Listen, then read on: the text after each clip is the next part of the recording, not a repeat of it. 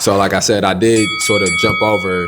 We talked about the writing process, and then we talked about your performance process and experiences of writing a song and the experiences performing a song. Talk to me about that middle thing that exists there when you're recording a song, and this sort of it's sort of like a this transitional phase, almost like a crossroads, where this thing that you just had in your mind or this thing that maybe you just have on paper becomes something that's more tangible and becomes something that not only just you hear this song or you hear these words or you hear this melody. Now you're able to transport that melody out, transfer that melody to other people, and other people can hear those songs, other people can hear those words. Talk to me about the recording process for you and what that experience has been like. I love recording. I haven't recorded in a minute, which sucks, and it's because I've been just trying to get so much other stuff together to build a foundation.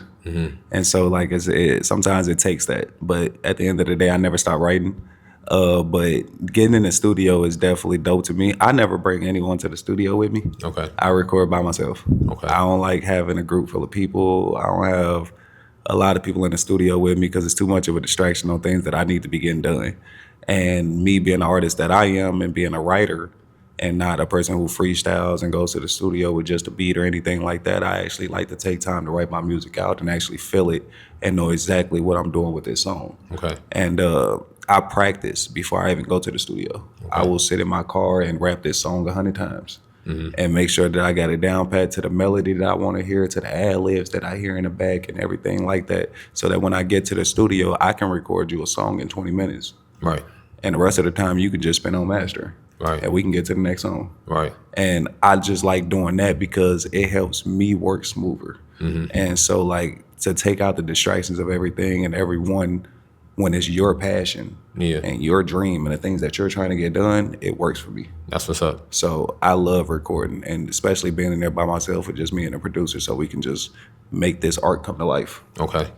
So in these 4 years since you've been recording music, releasing music, writing music, and sort of treating this as, you know, your career and trying to pursue this, tell me about some of the highs that you've had, like whether it's a specific release of a specific song, if it's a specific reception that a specific song got, and then tell me about some of the lows that you've had, whether it's been struggles to maybe get the music into the places you want the music to get into, struggles with you being able to get into places that you want to be able to get into. Just tell me about one, you know, really good high that you've had from this 4-year experience, and then maybe one very, difficult low that you've had from this experience in these last 4 years.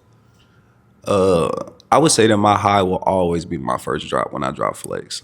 I feel like that got one of the best receptions. That and also 10 Toes. But Flex is something that I always like have in my heart as a memory of this was what started all of this. And so, like, that was one of my best highs because that got me on so many stages. Okay. And just got so many eyes on me as who I was as an artist, and it was my first song. So that was one of my best highs. My lows have been coming within the last year and a half. And that just came from me just speaking my mind. Sometimes as an artist, you gotta shut the hell up. Right. Sometimes you just gotta shut up and just make your music. Shut up, make your music. Don't get on there and call people out for bullshit. Don't just shut up and make your music. That's where my downfall came. Me being too much of a open mind. Me being too much of outspoken and just being able to just speak my mind without caring about what comes behind that. Right. And I never regret it. Right. It's just like I was on every flyer when I first started for 2 years. Right. You couldn't see a flyer in Rockford and in Chicago without seeing Kid Griffey on there. Right. In this past year or so, you barely see Kid Griffey. I got people hitting my inbox when events come up like, oh, hey, I can't control that. Right. I just, whatever God got dealt for me is what I'm waiting for. Right. All that other stuff you got to talk to these other people about because I don't have control over that. Right. So it's like my lowest came from not even just my music is not doing the best, because my music is doing amazing right now and I'm so proud of myself. But it just came from taking myself off the scene from speaking too much. Okay. So, and that's something that other artists need to learn. It's okay. Just hold your thoughts sometimes until you make your money first. Make your money, get yourself on the scene first, do what you need to do. And then if you feel like you want to speak your mind or talk on certain things, do that. But while you on the way up, shut up. Shut up. Unless you're going to make a podcast.